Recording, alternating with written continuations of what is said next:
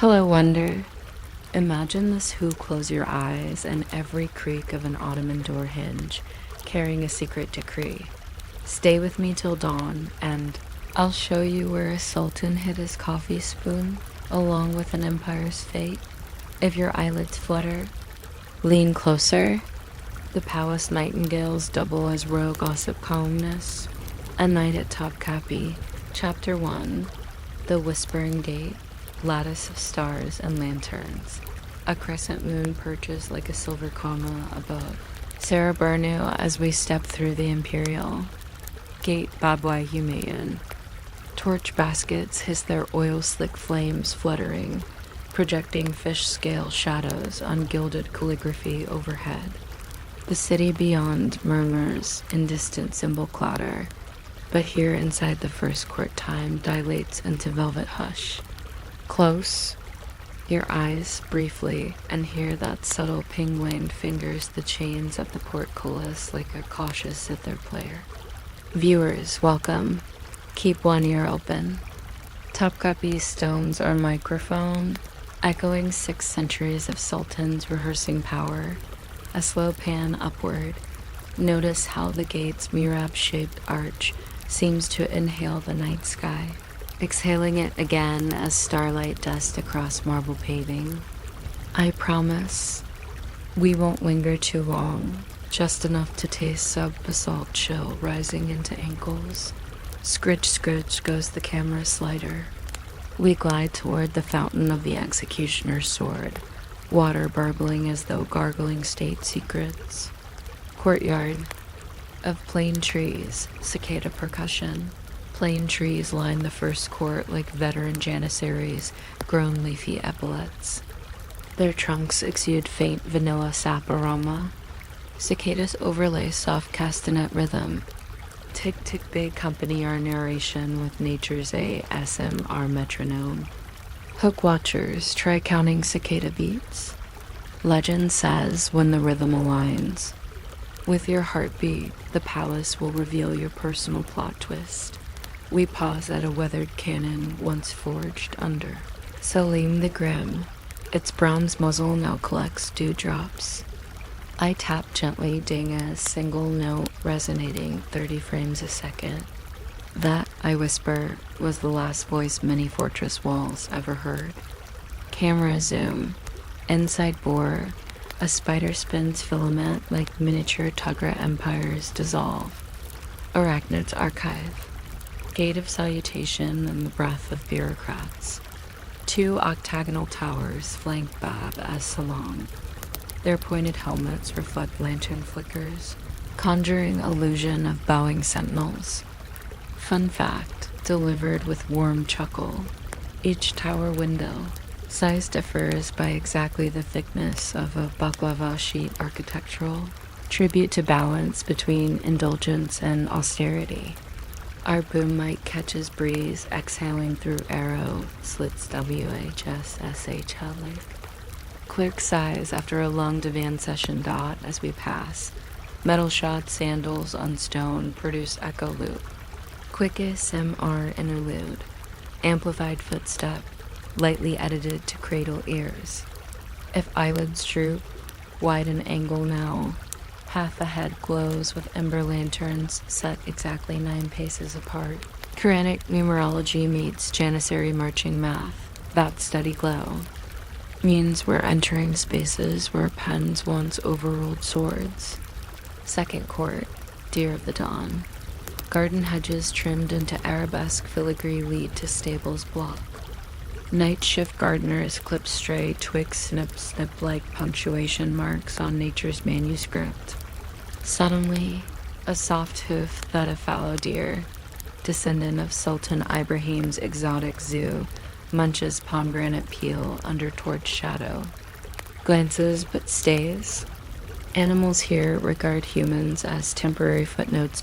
Humor aside, our telephoto lens zooms to her ruminating jaw. Overlay graphic. Topkapı once employed an official keeper of fruit leftovers. Imagine that HR posting.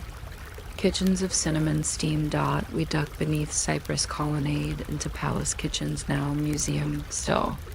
Copper cauldrons the size of minivans hang above dormant hearths. Yet the stone retains aroma memory wafts of cardamom, cinnamon, and lamb. Fat swirl when you scratch surface with fingernail. Demonstrated softly, scrape, scrape. Hook line. Archaeologists say you can estimate a dynasty's prosperity by fat depth and chimney soot. Good news. We won't test that tonight camera expensive dot in the dessert next. Confectioner's marble slabs feel fridge cool. I drag. A gloved palm she like sliding ice. Gentle comedic note. Whispers tell that one careless chef here plated locum so sweet a janissary fainted. Law there after a limited powdered sugar to one. Constantinople snowfall per tray. Bureaucratic dessert regulation at its finest. The harem. Door. Echoes and etiquette. Golden lattice doors guard the harem. Rules. Remove shoes. Remove hubris. Keep. Curiosity zipped.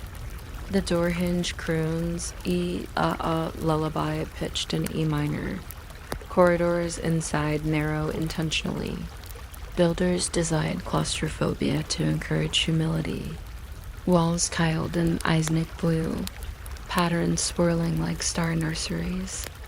Viewers with sleepy eyes trace one vine swirl.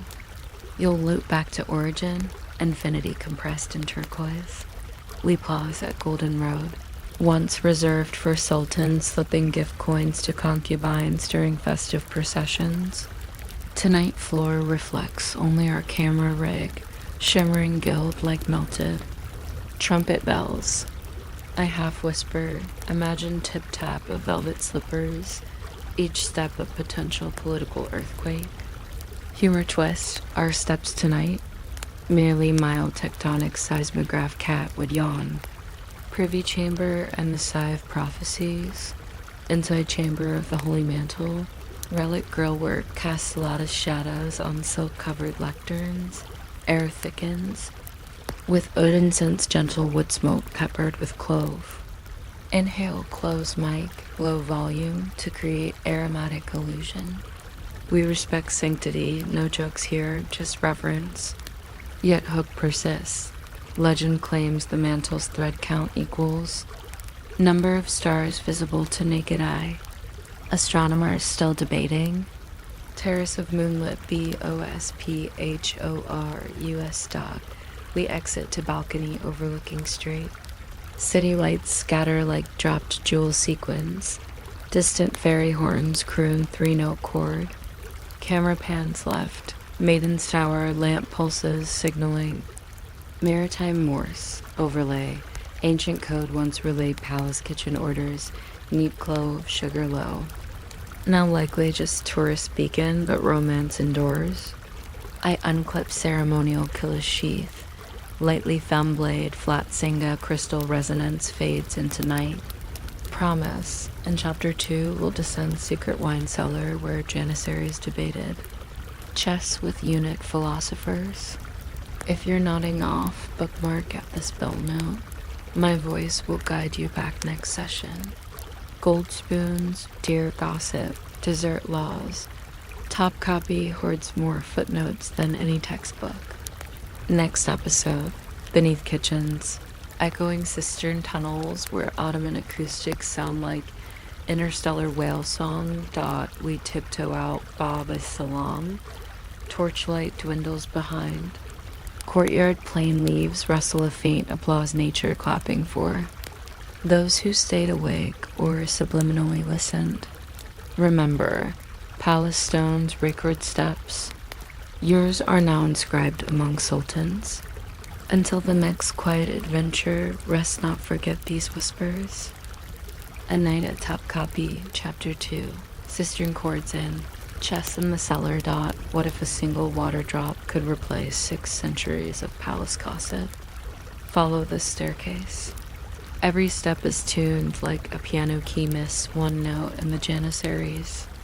The low will know. Stay awake to meet the Sultan's private sommelier. He believes wine can teach you trigonometry. Descending the cinnamon stair, the torchlight shrinks to a flickering coin behind us, as we crack open a discreet oak door set into the kitchen's rear wall. A spiral staircase coils downward, its treads polished by centuries of furtive foot traffic, confectioners trading macerated apricots for secrets, eunuchs delivering velvet letters, janissaries seeking second suppers. Clack, clack, clack, each footfall rings a slightly different pitch. Legend claims court musicians once tuned lutes by running this very staircase. Try it. I stamp twice more ding ding sharp and G natural. Hooked yet? A faint warmth. Rises a stew of cardamom, charcoal, and limestone damp. Midway down, I pause to brush fingers across wall niches where iron hooks once held oil jugs. Close mic scratch gate RHH8 releasing petrified cumin smell. Stick around. Cumin will cameo soon in a chess opening called The Spice Night. The Echo Gallery dot at staircase end. Vault opens into the first cistern, a nave-like cavern 70 meters long, columns marching row on row into murk. Water pools ankle deep, mirror smooth until our lantern halo touches it, then ripples orbit away in silver rings. Each column top sports inverted terracotta jar ancient acoustic hack. Watch me clap pop and listen. The echo rebounds, fractal chopping into 8 micro pulses. Scholars say the jars tuned echoes so kitchen staff could time bread bake cycles by resonance decay. Softest MR will replay clap at half volume for headphone ghosts. Some nights, they say the echoes recite recipes backwards culinary necromancy dot. We tread on cedar planks floating like quiet gondolas. Beneath them, carp glide, descendants of rail koi whose scales were rumored to bear Quranic verses. Closer look looks more like freckles. I drop creme of cement. Its splash factor triggers ripple echo bloop camera slow motions droplet crown dot the wine whisper. Vault dot we reach a barrel vaulted alcove nested within cistern wall. Shelving niches cradle ceramic jugs painted with cryptic chalk marks asterisms. Chess notation, occasional doodle of a mustachioed cat. This was the secret Karabodasi.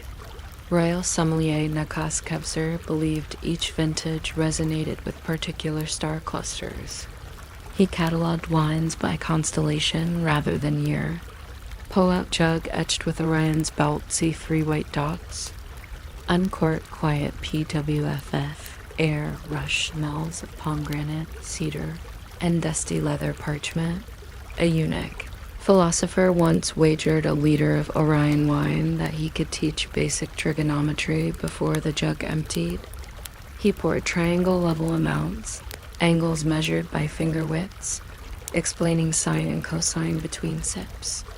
Students left tipsy yet enlightened. Math tastes surprisingly tart. Humor aside, viewers, swirl that idea while we swirl this. Imaginary goblet. Chessboard of quiet revolt. Further ahead, torchlight reveals low stone table engraved with 64 squares, Janissary Cellar chessboard. Here, off-duty guards and palace scribes played nightly matches, stakes being clandestine. Gossip rather than coin. Our lighter flashlight reveals graffiti openings. B1C3 scratched beside harem pastry shortage. I set down 2 carved pieces found in adjacent crate, one shaped like horse, other like quill pen. Close up, details worn smooth by board. Thumbs across centuries. I slide horse skirt stone on stone subtle rasp. Audience challenge. Guess next move before board resets. Hint. Quill pens rarely sacrifice themselves unless sugar ration at risk. The candle. Algebra corridor dot an archway leads into narrower tunnel lined with recessed sconces. In Ottoman times, each candle height matched algebra problem difficulty assigned. To palace pages, longer burn for tougher equations. I light a stub, wax sizzles, flame blooms.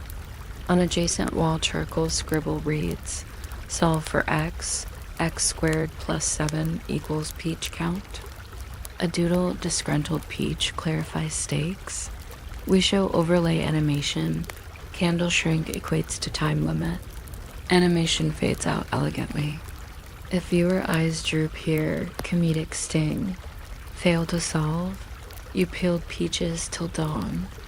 Good cardio, bad dignity. Saffron ink scriptorium. Vault widens into dry chamber.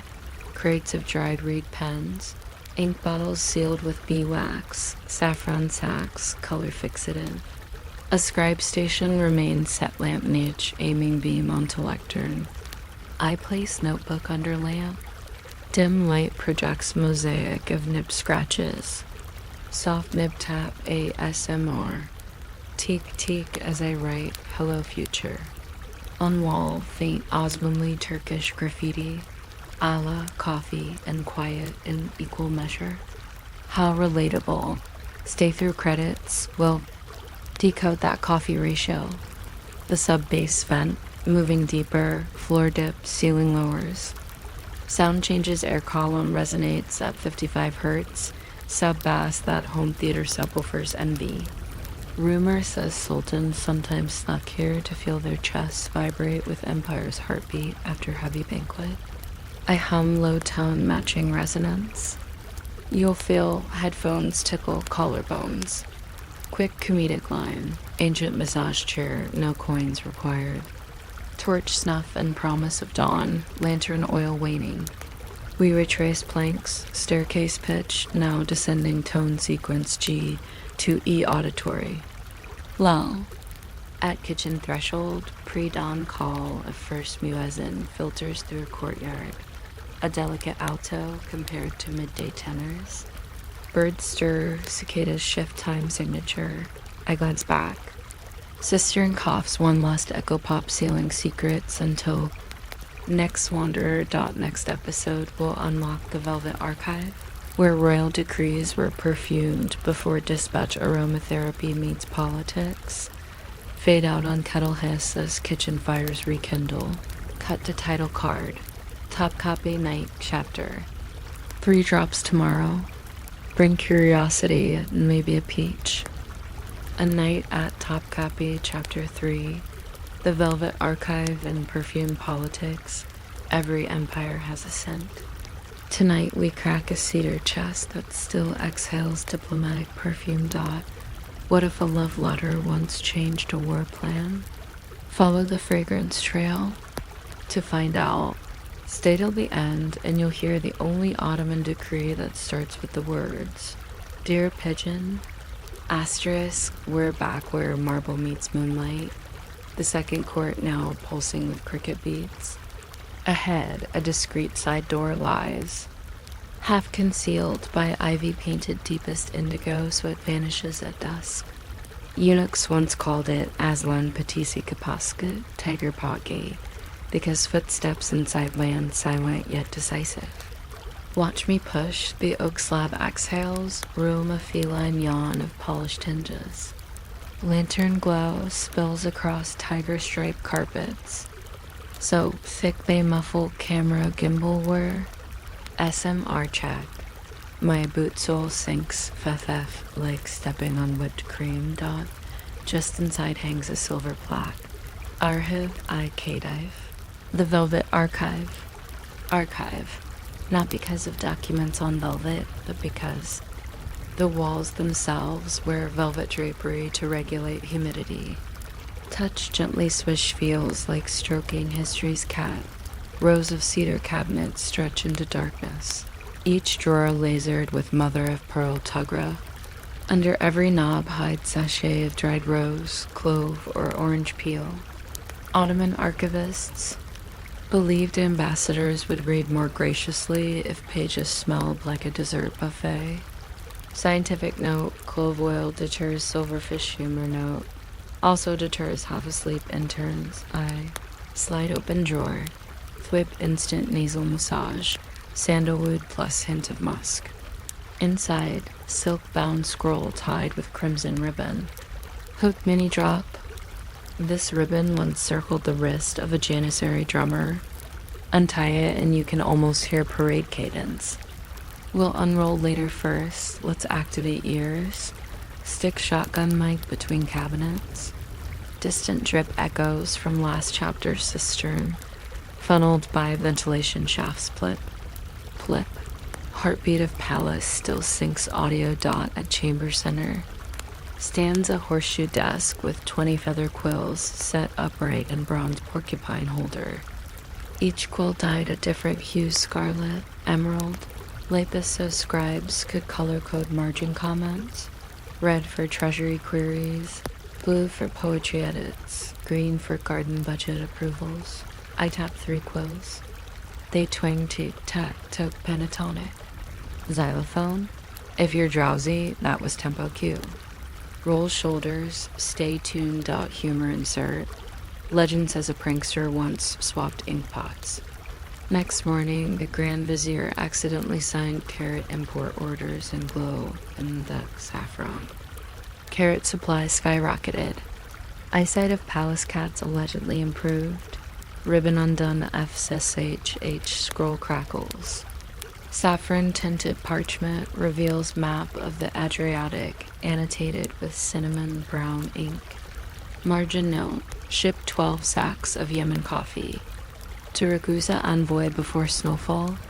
Note: cargo smells friendlier than gunpowder. Scroll infused with roasted bean aroma white blends. The vapor might fog it. ASMR sniff and bittersweet. Hook to keep eyelids up. Coffee diplomacy saved.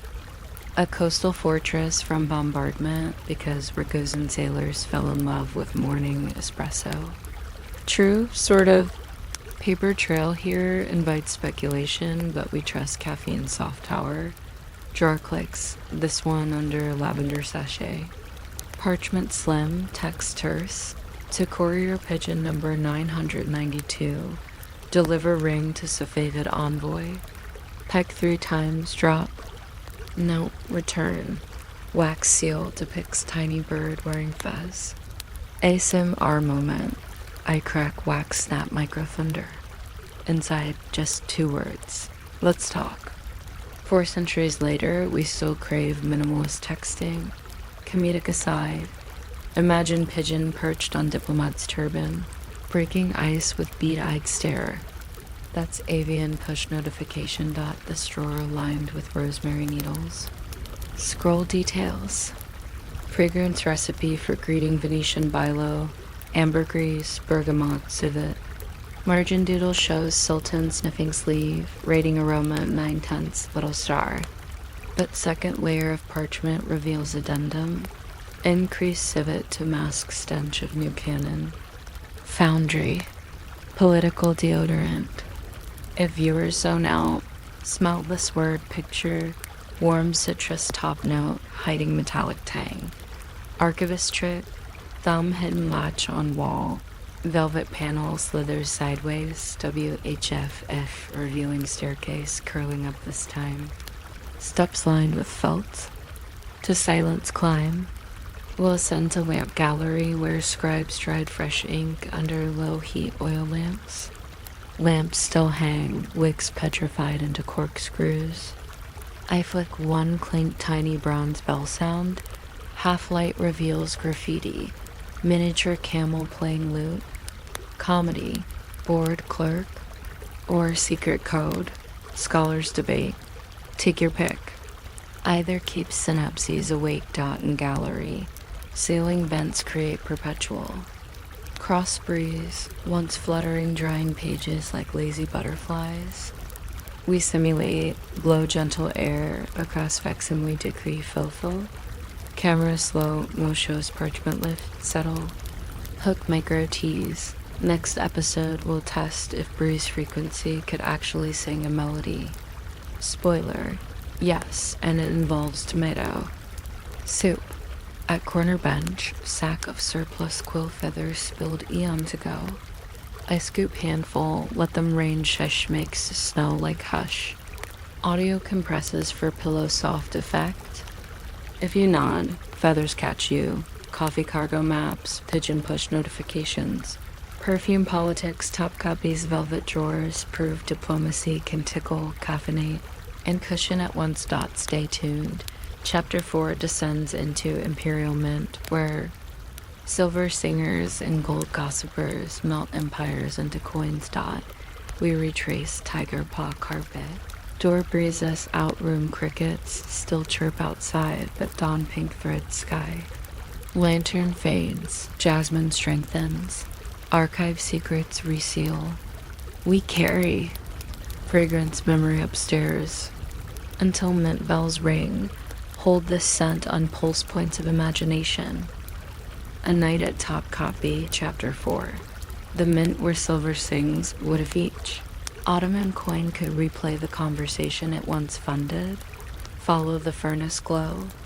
I'll show you why treasurers tasted silver with their teeth, and how one lost it. Molar to inflation.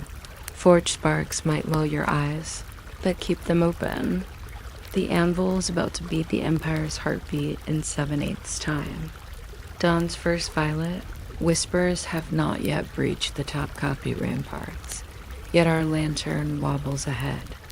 Bouncing amber dots along a narrow alley paved in hexagonal cobbles. Each stone bears a shallow dimple. Historians claim Janissary quartermasters tapped iron sticks here to send Morse-like messages, inventory counts disguised as marching rhythms. Listen, I rap the cobbles, 3-2, 3 toke, toke, toke. Toke, toke inventory. Tonight, one host, one camera, one audience defying drowsiness. Disturbed, rises the low facade of the Darfane. I mire the Imperial Mint. No ivy, no gild. Only functional brick buttresses and twin copper vents smoking like lazy dragons. The door is iron-banded oak, warm to the touch despite night chill. I unlatch, clunk a bass note that quivers down the alley. The moment it swings inward, warm breath of charcoal and molten ore rolls over us like scented fog and olfactory. Espresso shot, inside foyer stands bronze globe the height of a schoolchild. Etched longitude sparkle. Equator rim reads mint where silver circles like planets. Workshop legend says master refiner Servani Ali used globe to calculate poor angles, believing cosmic harmony reduced slag. Probably nonsense, but yields.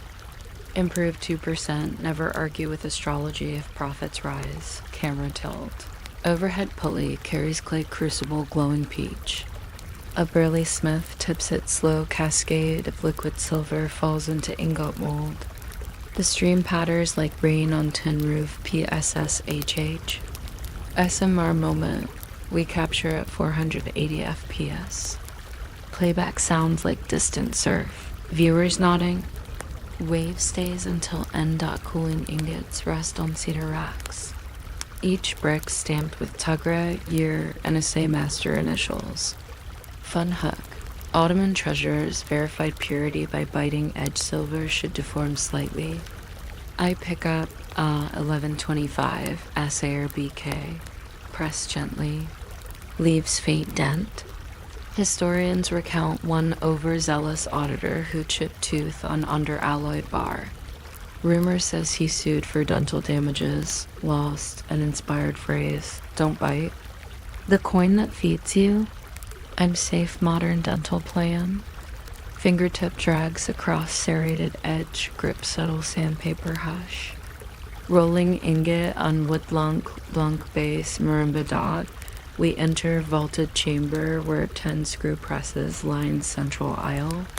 Flywheels loom like giant sunflower heads. Even at rest, they hum faintly from residual spend. Smith Emra night shift offers.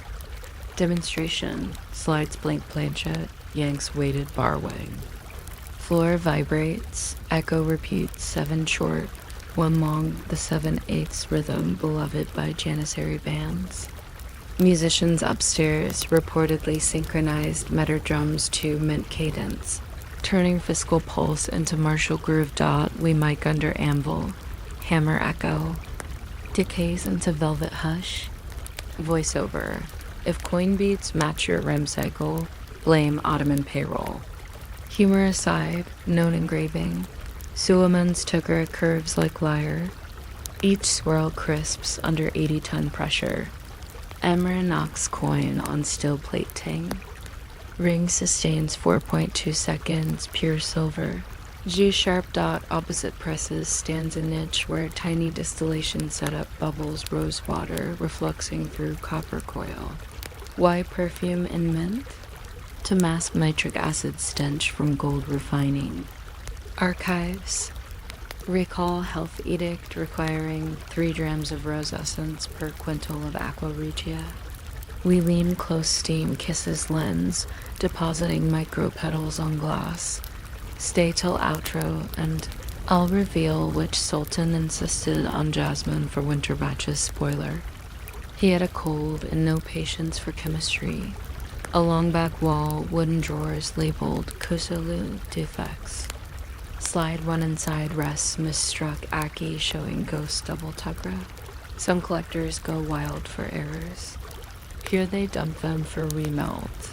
I flick coin flink sound dull, like apology.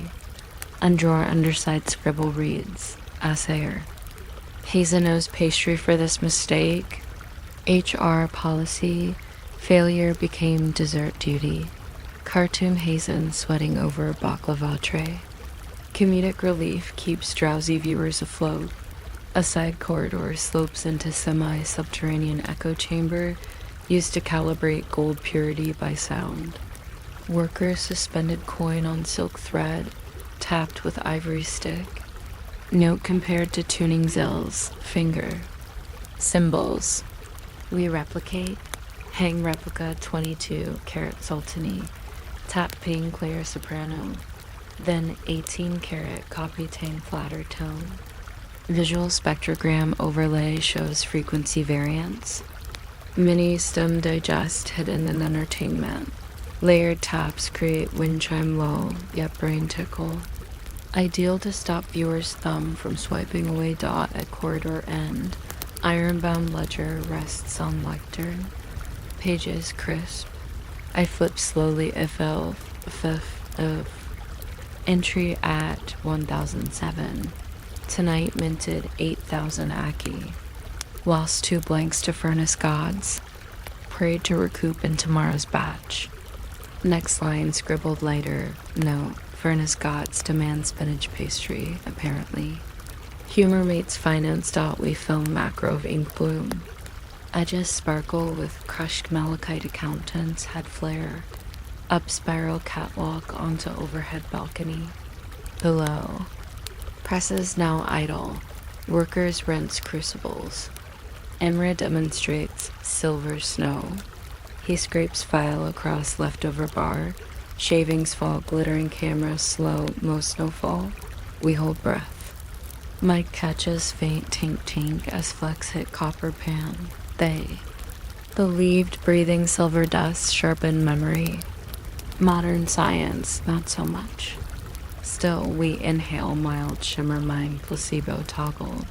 Phosphorus dawn finally sneaks rosy fingers through vent slats. Gulls cry overhead, mixing with distant azam. Mint bell rings, once shift change gong low. Bronze roar concluding night symphony.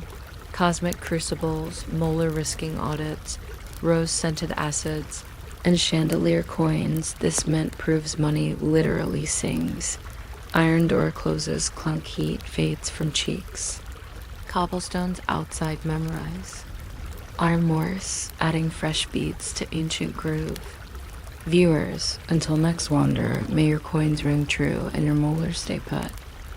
A Night at Topkapı, Chapter 5. Dawn in the Imperial Council Hall, the bell that dismissed the mint workers still reverberates through the second court when our path turns east toward the Divanhain. The Imperial Council Hall, where viziers once braided taxation, justice, and war into a single silk cord. The night has thinned. A cobalt glow softens the silhouettes of plane trees, yet torches remain lit along the colonnade, competing with the faintest promise of sunrise. We move with quieter purpose now. The playful curiosity that guided earlier wanderings gives way to a slower breath. The measured expectation reserved for chambers, where decisions once carved continents dot one corridor of ebony and eavesdroppers. Low portico, paved with porphyry squares alternating in lighter breccia, leads to the council antechamber. On our left, arched windows open toward the harem gardens, invisible behind arrow, straight cypress trunks. On our right, narrow grilled openings, barely a palm's breadth, pierce the stone wall. Ottoman chroniclers called these slits kalak, deliquary ear holes. Behind them, sultans or crown princes could listen unseen to debates unfolding inside. The tiny apertures remind any modern visitor of stage proscenium peepholes, except here the theater scripted the fate of Safavid truces, Venetian tariffs, and Janissary stipends. A single oil lamp, left burning more for custom than necessity, illuminates a copper pitcher on a side table. The jug's fluted neck bears a stamp. 1095, Chief Water Steward Ibrahim. Its surface, dulled by centuries, still reflects a wavering amber halo. Court etiquette required viziers to enter with dry throats and depart the same. Water. Breaks were a private indulgence, permitted only if sanctioned by the Grand Vizier. Thirst here formed part of the negotiation vocabulary. 2. The divan wa humayun. Geometry of authority. We step across the threshold. The hall is a shallow rectangle topped by a domed skylight of lead-framed glass.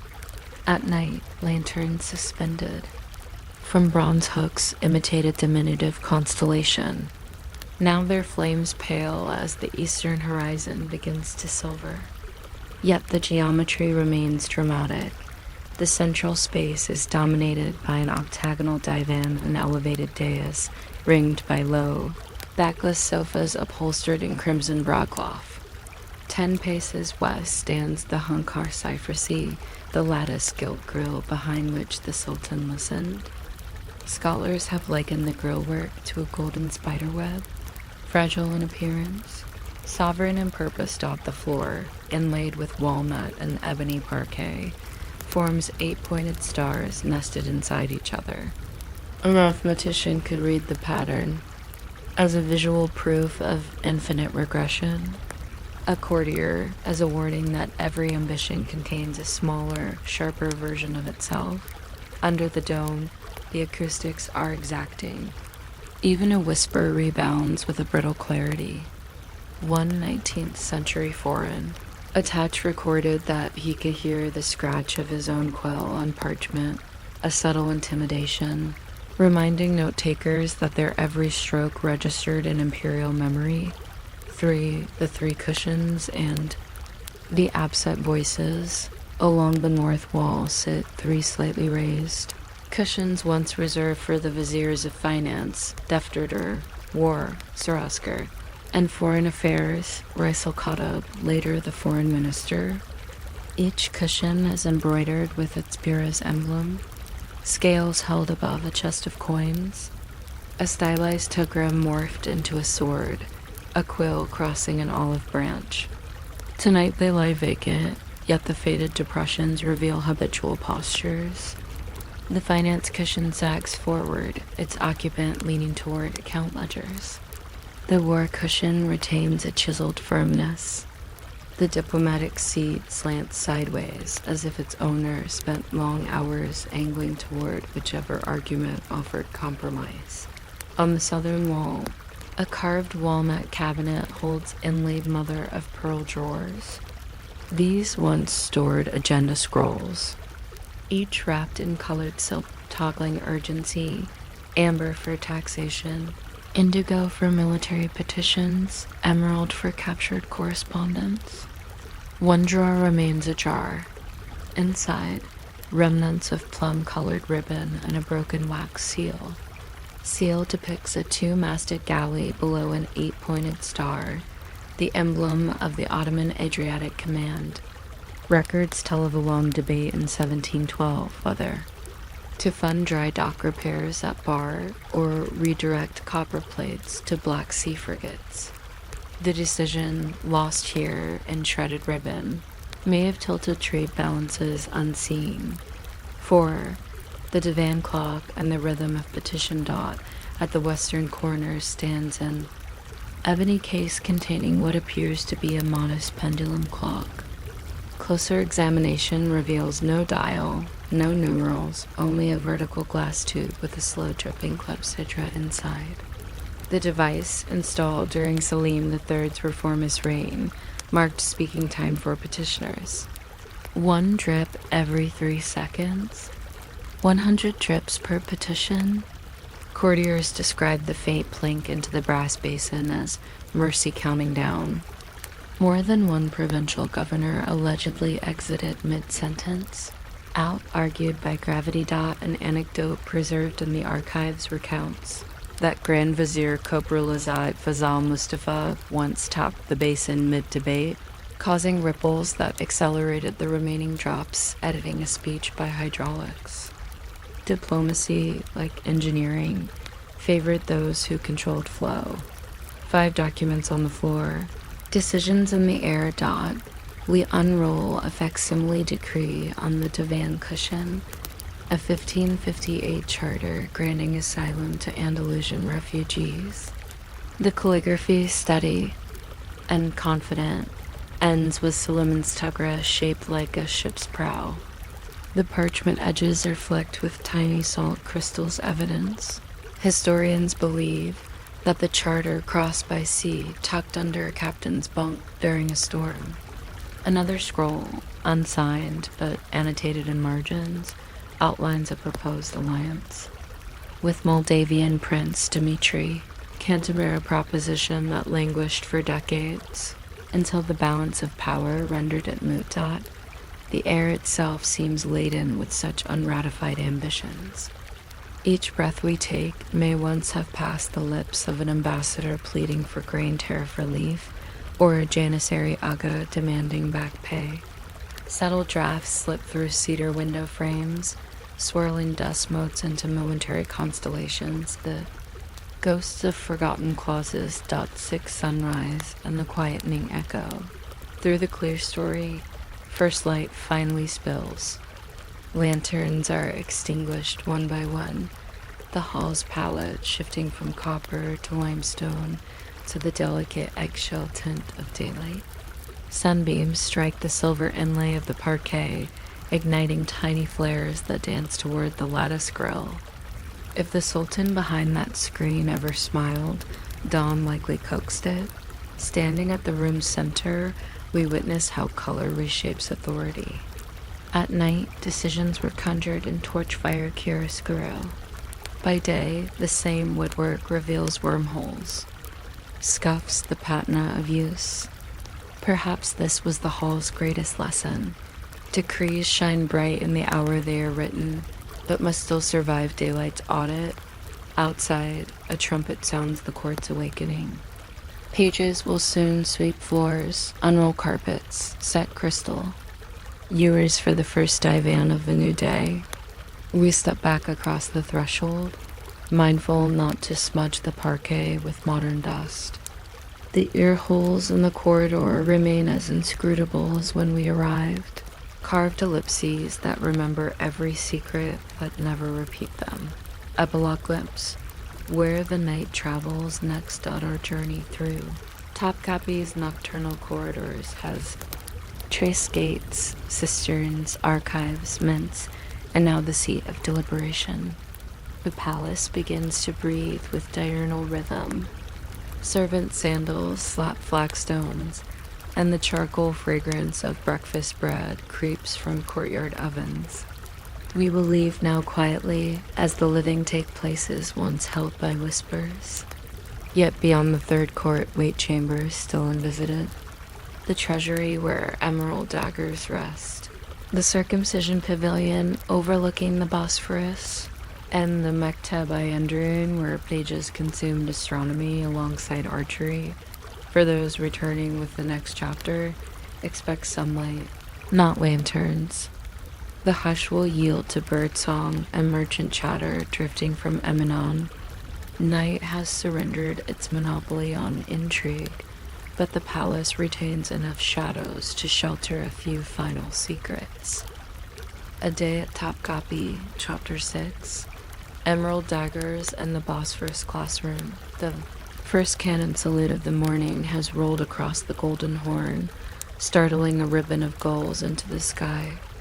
Their white wings catch the rising sun and scatter flecks of light through the open lattice of Topkapı's eastern colonnade. With the council chamber behind us and the palace fully awake, we pass beneath an archway leading to the Hezen Kefedale Gekve. Treasury Court, gone are the hushed lanterns of night. Here the marble flags blaze beneath clear spring light, each surface bright enough to invoke the phrase that once summed every visitor's first impression, sunlight polished by power. One approach to the Treasury Gate. 3 doors await on the north wall of the fourth court. The smallest, no taller than a man's shoulder, is our destination, the Treasury Gate. Its cedar planks coated in iron and studded with silver nails that once flashed warnings to pick purse and spy alike. Above the lintel, a carved cartouche quotes the second surah. All sovereignty is God's. Beneath it, a discreet bronze plaque added in the late 19th century records an entirely temporal concern: the Treasury's fire insurance assessment. Even empires must satisfy underwriters that we step through. The interior remains intentionally windowless. Ventilation shafts near the ceiling admit enough air to keep humidity steady, but allow only a gossamer ribbon of daylight. The effect is intentional. Treasures should reveal themselves gradually as though lifting veils. Oil lamps, their gloss. Chimneys tinted rose, warm the walls without flickering extremes that might fracture gemstone harmony. .2 room of the 3 jewels. Immediately ahead looms a triple-tiered display case of crystal and gilded bronze. Atop rests the Topkapı dagger, its grip sheathed in emeralds large enough that their natural garden inclusions resemble floating moss. The dagger's fame sprang less from its jewel count than its aborted journey, forged as a gift for Nader. Shah Persia in 1747, the blade turned back mid-route because the Shah was assassinated. The envoy recorded in his journal, "A monarchless dagger must find a quieter sheath." That sheath became a velvet cradle in this room. On the layer below lies the spoonmaker's diamond 86 carats, encircled by a double halo of smaller brilliants. Myth claims a fisherman found the rough stone on a mud bank and bartered it for 3 wooden spoons. Historians doubt the story, yet the diamond's nickname endures, a folk reminder that chance can elevate the ordinary. Third shelf displays a ruby inlaid writing set, once belonging to Selim III, with an ivory pen case and a burnished gold pen holder shaped like a flattened rose stem. The nib still bears dried particles of iron gall ink. Under UV, they fluoresce faint violet, revealing lines from a draft edict. On musical reform, let the meter adopt tempered scales to match new European brass. An emperor's aesthetic pivot preserved in microscopic residue. .3 Hall of Imperial Standards. We pass through a short corridor into a vaulted chamber, lined with vertical glass cases holding Sankakwe Zarif holy standards. Some staves are cypress wood helixed by silver bands. Others bear gold finials hammered into tulip silhouettes. Beside each flag, a placard details its battlefield. One crimson banner accompanied Suleiman into Hungary. Another freighted the Rode to Egypt with Salim and flicked desert sand for 8 years. Note carved into limestone base. Cloth consecrated by the calligrapher must return unblemished. The phrase reminds that standards were not only tactical rally points, but legal proxies for the Sultan himself. Losing one equated to treason. Every fiber carried both faith and statute. For the golden throne of Ahmedai. Deeper inside, the fourth. Treasury Hall displays the throne of Ahmed I, mother of pearl. Tesserae and tortoiseshell panels forming a kaleidoscope under the lamps. The seat cushion, reopened during conservation, revealed layers of horsehair interwoven with lavender stalks, primitive aromatherapy meant to calm the ruler in tense audiences. An inscription on a brass plaque at the throne's foot reads simply, "Justice sits when anger stands." Nearby stands a short folding stool used by petitioners. Its upholstery faded, yet the geometry still forces humility knees lower than eyes. Opposite the throne, 4 silver candlesticks rival cathedral. Altarpieces. Their bases feature Arabic numerals recording their way to the dirham. The ledger across the hall lists the same numbers. Artisanal audit, cross-year truthful. Some regimes rely on signatures. This one hammered integrity into hardware. 5 circumcision. Pavilion and the Bosphorus balustrade. Treasury tour complete. We exit into sunlight again. Just east stands the circumcision pavilion, Sunnat Odassi, a small kiosk balanced at the edge of the cliff above the Bosphorus. Its marble terrace offers a view that once belonged solely to princes on the eve of their ceremonial rite. Tiles cover exterior walls in Isnit blue and sunlit saffron, forming swirling vines punctuated by saz leaves. Inside, the ceiling is painted as a night sky aflame with stylized comets, interpreted by historians as symbols for good fortune and the swift passage of childhood. Stepping onto the balustrade, we pause. The strait glitters steel blue, freckled with tugboats heading from the Black Sea to the Murmurs. In the 16th century, spies counted Venetian galleys here. Today, seabirds trace lazy loops. The continuity humbles. Beside the baluster lies a carved marble trough once filled with rose water. Eyewitnesses wrote that a prince, post-ceremony, would wash his hands in scented water while looking out over the infinite. Waterway ritual meeting Horizon.6 Gate of Felicity in the Enderun. Threshold. We backtrack to the Bab Assad, the Gate of Felicity, whose white stone glows under noonlight. This portal-divided public ranks from the inner sanctum of education and administration, the Enderun School. Only select young pages or Ichabans pass through to study geometry, music, calligraphy, and statcraft. We step inside a courtyard, framed by modest buildings. Here, ambition was carved not in gold, but in late-night geometry disputes and dawn archery drills dot in a shaded arcade. Wooden sand trays still survive, their shallow boxes once filled with fine dust where tutors worked. Out algebraic proofs. One tray bears faint grooves, intersecting circles and arrows, perhaps exercises in Euclid's 5th proposition. Nearby, a music salon remains. Niches along the wall held ouds and reed flutes. The plaster ceiling retains traces of frescoed notation pneumatic dots marking a forgotten maqam. In the corner stands a wooden stand designed to hold the sephiri. Padissa, a leather-bound compendium of ceremonial protocol too precious to leave in ordinary shelves. 7.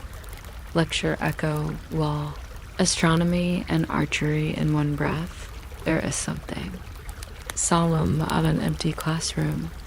We sit on a cushion where a 17th century page named Yusuf might have recited the opening of Nasr al-Din al-Tusi's Tahrir al-Majesty while planning arrow trajectories for afternoon target practice.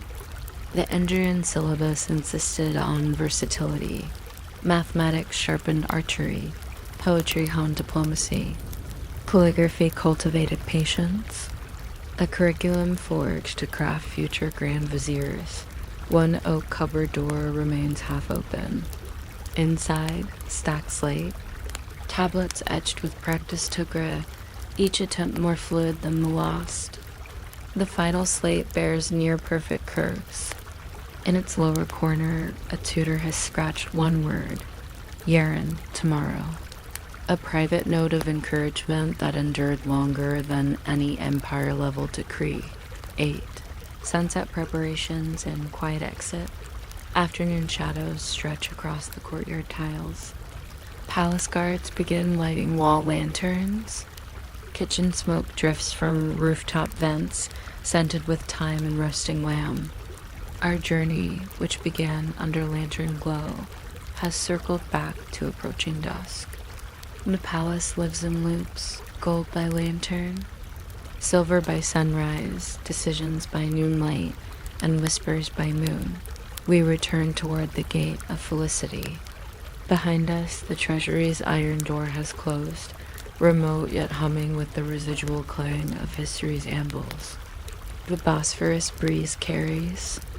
Distant boat horns today's commerce, overlaying yesterday's diplomacy dot at the threshold. We turn once more. The palace complex, nestled among cypresses and plane trees, appears almost weightless despite its layers of court, archive, mint, and council hall. Perhaps that is Topkapı's greatest illusion, gravity suspended by geometry and ritual. 6 chapters we have wandered from midnight whispers to noon brilliance, from the creak of a hidden archive door to the clang of a mint press. We have watched law written in gold dust, gems that traveled yet never arrived, and schoolboys carved tomorrow into slate. The palace stands as a living palimpsest, each court a translucent overleaf capturing fresh lines atop faded sentences. With the day leaning into evening, our next exploration will turn outward following a creek across the Bosphorus to the imperial boatyards where hulls took shape and fleets found their first breath. A Day at Topkapı, Chapter 7, Caiques on the Golden, Horn and the Arsenal of Echoing Keels. The late afternoon sun hangs like a polished copper disc above Istanbul, bathing the palace roofs in apricot light. From the fourth court's balustrade, the Bosphorus glints steel blue, cross-hatched by the wakes of ferries, fishing skiffs, and the long, narrow imperial caiques that once ferried sultans to summer kiosks on the Asian shore. Our itinerary promised at the chapter's close. Yesterday now invites us beyond Topkapı's thresholds. We descend marble steps toward the imperial landing pavilion, einsidely cake-esque, following the route of scribes dispatched to inspect shipyards or ambassadors summoned for nautical pageantry. 1. Along the promenade of lantern posts, a path of worn limestone slabs slopes through a plane tree avenue. Lantern posts line the route black wrought iron topped with glass panes frosted by centuries of sea salt haze. Each post once held an oil lamp shielded by mica sheets that diffused wind flicker into steady glow. Restoration plaques reveal that electrical cabling now runs underfoot, yet authorities maintain the oil lamps for ceremonial mites, lighting them with long wands dipped in modern paraffin. Even adaptation bows to memory dot at the promenade's edge. A balustrade of carved marble separates Topkapı's garden terraces from the water below. Anchored directly beneath us are 2 surviving imperial caiques maintained by the Naval Museum. Both are astonishingly slender 30-meter hulls tapering to dagger points, cedar planking polished until it mirrors the Bosphorus sheen. The larger is the Hunkar Salabat, rowed in its day by 24 oarsmen chosen for identical height, so the vessel's rhythm remained metronomic. The gilded stern post curves upward in a flourish of split acanthus leaves cresting around the tugra of Mahmud II.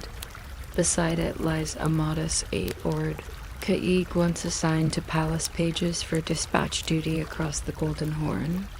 Its gunnels still bear the nail holes where leather courier pouches were lashed against spray. 2. Embarkation timber flex and water glass. A short gangplank leads us onto the smaller craft's deck. Cedar boards creak under new weight, flexing with the forgiving memory of wood cured in linseed and lemon oil. Rowlocks remain padded with felt to hush oar friction. In the 18th century, a scribe recorded that even during war councils en route to the arsenal, the only audible sound beyond speeches was the low fist of blades stirring water discipline measured in decibels. We push off. No rowers tonight. Instead, a gentle electric outboard, a discreet concession nudges us into the current. The Golden Horn opens ahead, its quays busy with modern ferries and fishing boats whose diesel chug contrasts sharply with the silence of human-powered fleets. Yet strips of quiet water persist between wakes. In these mirrors, Istanbul's skyline doubles itself. Minarets become upside-down pendulums, gully to tower an hourglass. Halfway across, the breeze shifts. A faint aroma of pine tar and burning charcoal drifts from the north bank, the scent of the historical Tursun Aymir, the imperial arsenal, known in Europe as the Ottoman Admiralty. 3 colossal stone dry dock gates peer at us like cave mouths, each adorned with a marble cartouche indicating the regnal date, Selim I, 1515, Suleiman I, 1545, Selim III, 1800. Above the oldest gate, a carved galley relief surges from the lintel, its oars frozen mid-stroke. 3. The arsenal esplanade stone blocks, and timed hammers. We disembark at a refurbished quay. The esplanade's paving granite monoliths inset, with bronze rails, once facilitated wheel cradles bearing keels from sawmill to slipway. Time-blackened bollards line the dock, their steel loops polished by centuries of hemp hawsers. A small museum kiosk explains that the arsenals at their zenith employed 2,500 carpenters, caulkers, sail sewers, and rope makers. Their day began with a kettle drum beat that echoed over Paris hills, calling men from coffee stalls to tool. Benches. We enter the first vaulted shed, its roof supported by pine trunks thicker than a man's embrace. Despite restoration, the interior preserves a faint aroma of oak shavings, turpentine, and tallow used to grease saw blades. Hanging overhead is a 40-meter skeleton of an unfinished late 18th century frigate. Its keel arcs like a whale's spine. Ribbed timbers fan upward, each numbered in crimson paint matching original assembly notes still visible on the central beam. Race I term attack, section 17, angle 93. The incomplete frame resembles a cathedral nave waiting for stained glass. Indeed, sunlight spills through clerestory vents, banding the deck planks into luminous bars. Placard recounts that the vessel's construction halted when Selim III's reforms collapsed under Janissary revolt. The fleet pivoted towards steam power before the hull could be planked. Thus the ship remains in perpetual blueprint, a 3-dimensional line drawing, whispering what might have sailed. Point 4. The rope-walk geometry in hemp and pitch dot beyond that. Slipway stretches a long, narrow building, nearly 200 meters, its roof ridge running arrow, straight north. This is the Halet Fabricase, the rope walk.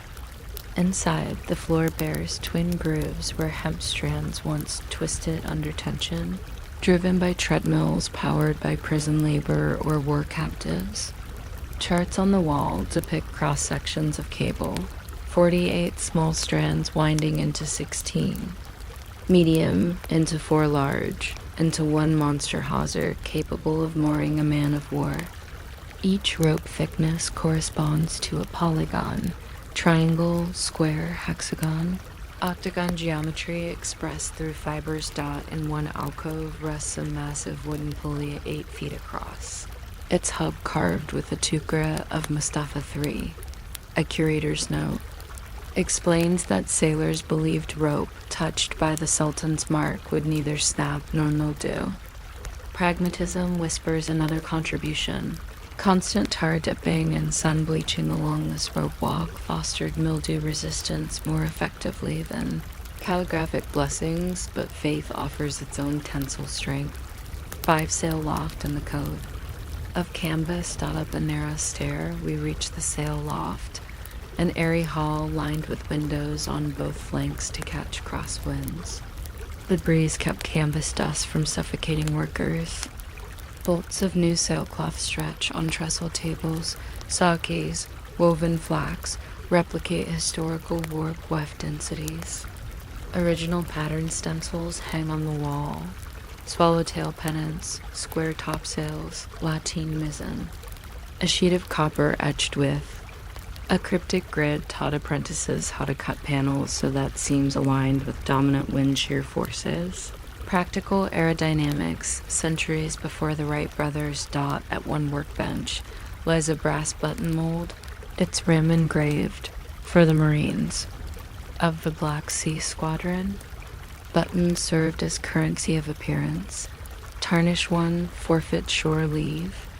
Naval discipline often began with the smallest circle. 6 powder magazine chemistry under marble, leaving timber and canvas. We follow a stone corridor to a squat domed structure half buried in earth, the Baruthane gunpowder magazine. Original builders lined its floor with lead sheets to prevent spark, its walls double layered, tough in between for shock absorption, exterior marble to deflect cannonball if an enemy battery chanced to strike. Today the magazine houses an exhibit on black powder chemistry.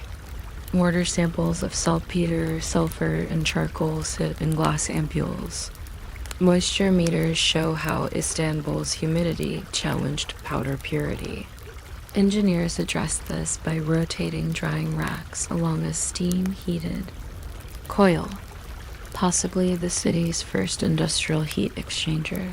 The display includes a ledger, entry from 1768 noting a consignment of willow charcoal, 2 pores suitable for fireworks, not for imperial cannon.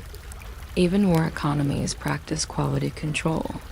Fireworks had their own ledger line, .7 foundry of echoing keels voices and bronze dot approaching the heaviest hull. We enter the Tafane Eimeyer Annex, which once housed cannon casting. The floor bears scorch marks like fossilized lightning. Archival recordings play over speakers, artisans chanting Bismillah before each pour, molten bronze thunder, hammers chiseling bores. The acoustics turn each playback into surround sound. Modern visitors emerge shivering from vicarious blast heat. A surviving 24-pounder rests on oak blocks, carved above trunnion, forged to guard the Osmanli Strait. Let its roar outlast its maker.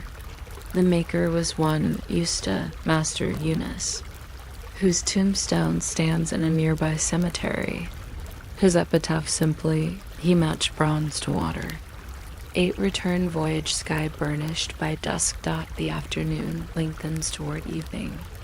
We board the cake again, passing under the shadow of Galata Bridge as its modern tram squeals overhead.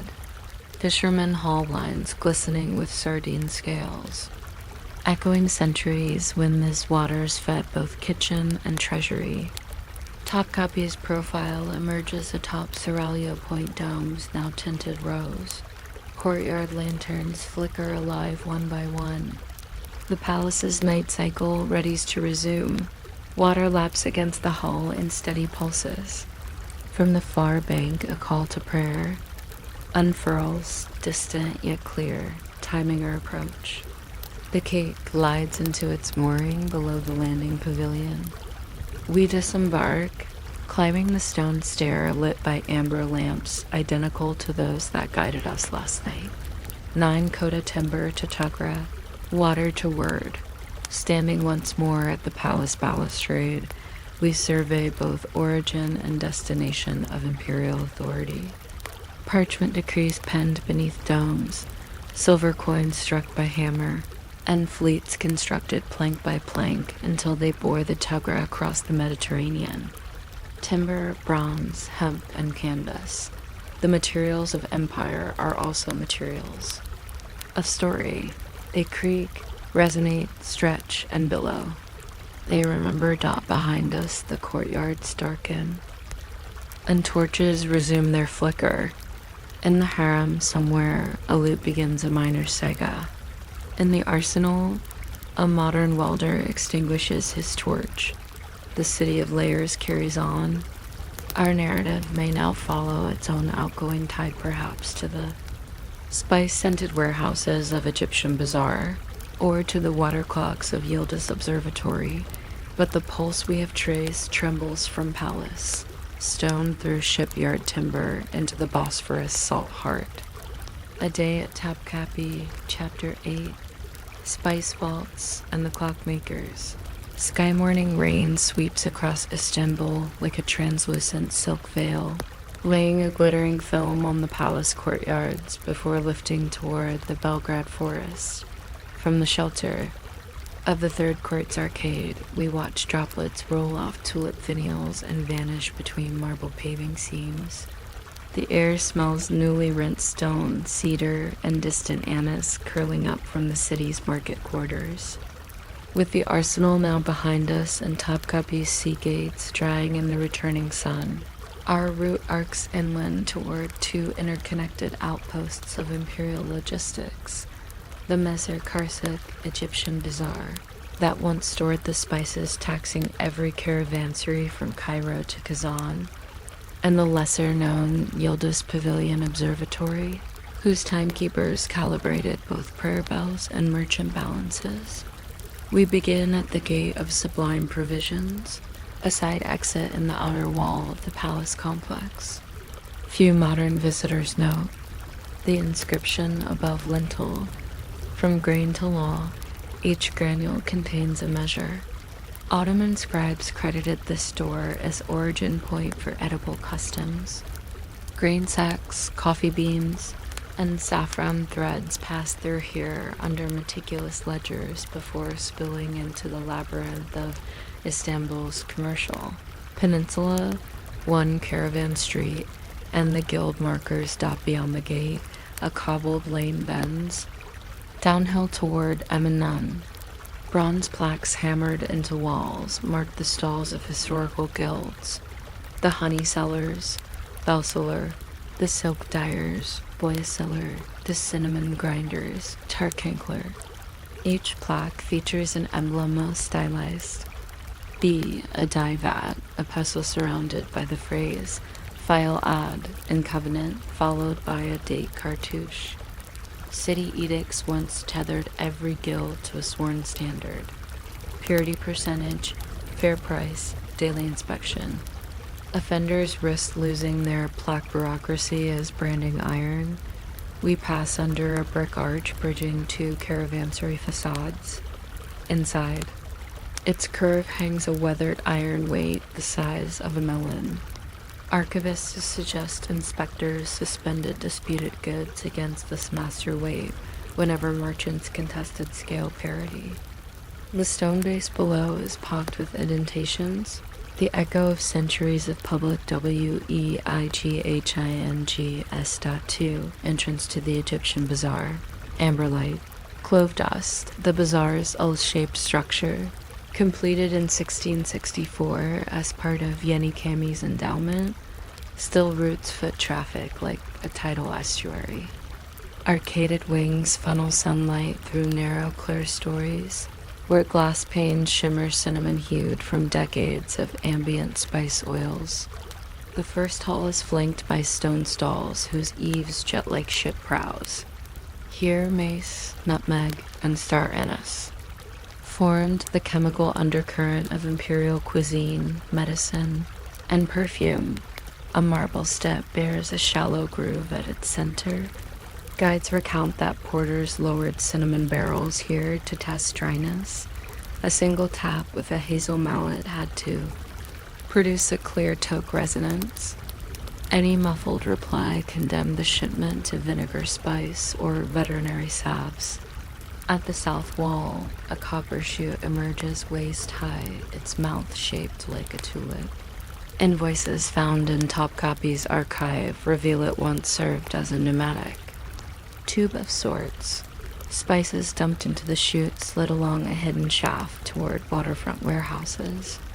Bypassing crowded lanes during plague quarantines. 3. The saffron treasury and a ledger of light. Midway through the bazaar stands a fortified kiosk. Thick limestone walls, iron-barred windows. This was the Zerdikul Kasos the turmeric vault. Turmeric, beyond culinary use, served the palace's textile workshops as a key dyestuff for ceremonial military banners. Its powder, should humidity seep in, degraded rapidly. Thus, the vault's inner walls were lined with beeswax-coated linen. A ventilation flue, angled precisely, allowed warm south winds to circulate while blocking moist sea breezes. Inside the kiosk, a single oak desk survives. An open ledger, its pages rigid yet legible, details consignments by hue rather than weight. Amber 5, maize 3, ochre 2, annotation at margin, all imperial standards for Sepahi cores to match amber 5-color first dawn. Nearby, a smaller ledger lists fines for merchants whose turmeric shaded closer to ochre 4, half-tax rebate revoked. Bureaucratic chromatics. A brass mirror hangs opposite the desk, its surface clouded with patina. Historians posit quartermasters used it to judge dye dust lingering in the air, because particles turned the reflected oil lamp flame from white gold to saffron. Light itself thus became a metric, marrying optics to taxation. For coffee annex. In the ruled steam, turning into a narrower spur of the bazaar, we arrive at the old Kavkapaska. Coffee barrels from Yemen and Habas landed here after inspection at Galata docks. The annex's brick vaults remain stained a deep umber, reminiscent of espresso crema. Along the wall runs a cedar shelf containing 15 tin samovars, each numbered. In 1715, the palace decreed that every new coffee shipment must brew a test pot in these samovars. 60 palace tasters' pages and janissaries alike evaluated aroma and body. Taste notes were codified into 5 Ottoman adjectives: koyu, dense; temiz, clean; atesli, fiery; nazik, delicate; and hazen, melancholic.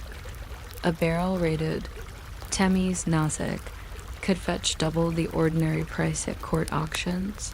A single. Parchment tacked behind the shelf depicts a ghost map of bitterness across the tongue. Set art 4 centuries before coffee flavor wheels, showing a stylized tongue divided into zones labeled in Arabic script. Sweet front, bright edges, smoky center. It indicates that tasters understood palate geography intimately. 5 exit. To the spice wharf and the clockmaker's climb dot, we leave the bazaar through its northern arch and emerge onto the old spice wharf. The scene today bustles with ferry commuters, but traces remain. 2 mooring rings hammered into granite blocks. A stone bollard marked by grooves from hemp hawsers thick as a man's wrist. From here, we follow a sloping street into the Yildiz quarter, named for the palace complex developed in the late 19th century. Our target, though, predates Yıldız Palace by decades. The Yıldız Pavilion Observatory. Commissioned under Sultan III, its foundation is modest. A 2-story octagonal tower wrapped in painted timber siding, perched on a rise overlooking both the Bosphorus and the Golden Horn. The lower floor hosted the royal clockmaker's workshop. The upper house astronomical instruments. The synergy mattered. Accurate time underpinned accurate star charts, which in turn refined navigation tables feeding the arsenal's ship logs. 6. Ground floor clocks with brass lungs entering the tower. We stand amid a small forest of long case clocks. Pendulums swing in asynchronous grace, producing a layered tick-tock that mimics a distant, multi-voiced percussion ensemble. Above each dial, the maker stamped his seal. One clock by Mehmed Emin Ustask features a secondary ring showing Ottoman Azan time 12 variable hours from sunset to sunset beside Roman numerals for Alafranca time. Such hybrid dials emerged as court diplomacy required synchrony. With European envoys in the corner, a workbench displays brass gears sorted by tooth count. A ledger reveals a curious exchange. Gears once served as ad hoc foreign currency. French watchmakers coveted Ottoman brass purity. In 1785, a crate of 300 gears purchased 2 barometers destined for naval navigation classrooms. Metal thus ticked. Across languages. 7, upper floor transit circle, and the dome of quiet arcs. Climbing a wrought iron spiral stair, we reach a small chamber directly under a copper-clad dome. Shutters part electrically today. Originally, pulleys of hemp rope exposed the night sky. The primary instrument is a transit circle telescope, its brass tube mounted on a stone pier carved with trigonometric tables. Marble inlay near the base. Shows Selim III's tugra encircled by the inscription, "He who aligns stars aligns hours." The device enabled observers to time a star's crossing of the meridian within 1 second precision plenty to find. Tuned cannon angle tables back at TOPHANE. Beside the pier sits a mahogany table bearing a lacquered wood box. Inside, a marine chronometer built by the French firm Berthoud and bought by palace agents in 1794 ticks faintly. Next to it lies an Ottoman-built replica, almost identical but sporting Arabic numerals. Documentation shows local clockmakers dismantled the French piece, engraved each gear tooth's pitch, then reassembled it, reverse engineering as pedagogy. Stack of observing logs rests under a weighted hemp cord. One entry from 1802 notes an occultation of Jupiter's moon Io, time-stamped in Azan and Alafranca units, then cross-converted to mean solar time. Cross-referencing such events refined longitudinal offsets for distant fortresses like Basra and Slonik. 8 balcony of dual horizons. We exit onto an exterior gallery circling the dome's base. To the west sprawls the Golden Horn, now flush with afternoon light. To the east, the Bosphorus merges into the Marmara. Below, the minarets of Ortaki Mosque catch the same glow. In the 19th century, observers signaled time to the navel. Yard via semaphore arms from this balcony. A black ball dropped on a mast at noon allowed captains in the roads to set their chronometers. Here, wind carries fragrances from the Egyptian bazaar cinnamon, cumin, rose petals commingling with engine diesel and cigarette smoke from passing ferries. The continuity is synesthetic. Time and trade swirl as one sensory braid. 9 descent and evening confluence. Returning down the spiral stair, we find the ground floor clocks striking a collective hour. Their chimes knot into a mesh of high brass, mid-wood, and muted steel. It echoes a theme we have heard across Topkapı's. Many chambers, multiplicity orchestrated into coherence. Whether coins ringing pure G-sharp in the mint or star times chiming across brass lungs, empire kept beat by harmonizing difference. A final glance at ledger pages, at spice sacks emptied of centuries, yet aromatic still. At the quiet transit circle poised beneath a city sky grown hazy with sunset gold, and the day circuit closes. We step outside. Distant minarets ignite with lamp halos. The Bosphorus greets twilight in a quiet shimmer. Cakes long mothballed. Rest under tarps, but new ferries abide by the same tidal intervals once measured by water clocks. Epilogue futures in residual. Light dot the palace hill behind us has begun its nightly silhouette. Voices from the bazaar decay into single syllables, then into scent alone. Tomorrow's narrative may trace wholly new paths, the medical wards of the Haseki complex, or the diplomatic salons where tulip bulbs shared table with treaties. Yet every future vantage contains an echo of these spice vaults and clock dials, because taste and time form the twin axes upon which memory spins dot. As we leave Yildiz Slope, a distant cannon salutes evening.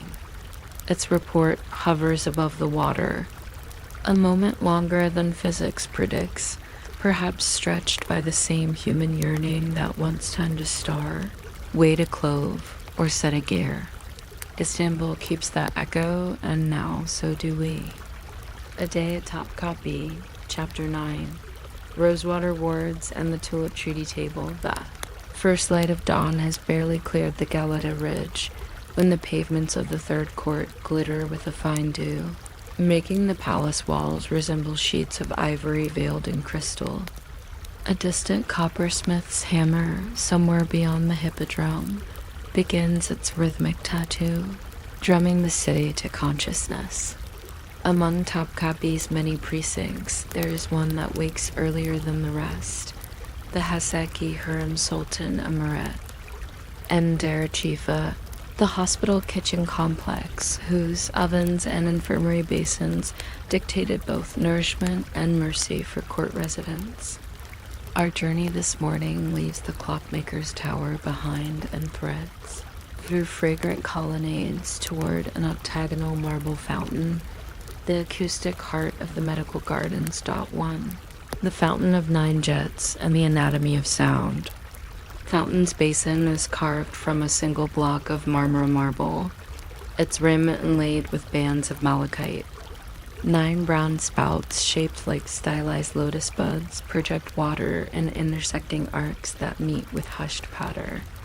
Physicians believed the constant murmuring spill suppressed contagion by encouraging airflow, but patients valued it for a simpler reason. Voices carried poorly over the splash, ensuring whispered consultations remained private. Wooden benches flanked the basin. Each slat bears a faint indentation where elbows once rested during dawn prognoses. An inscription just visible on the northern face reads, Su Kanazer, dirt dimmer. Water speaks, sorrow listens.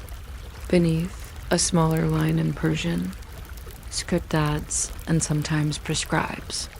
Historians note that the fountain served as both triage station and confessional.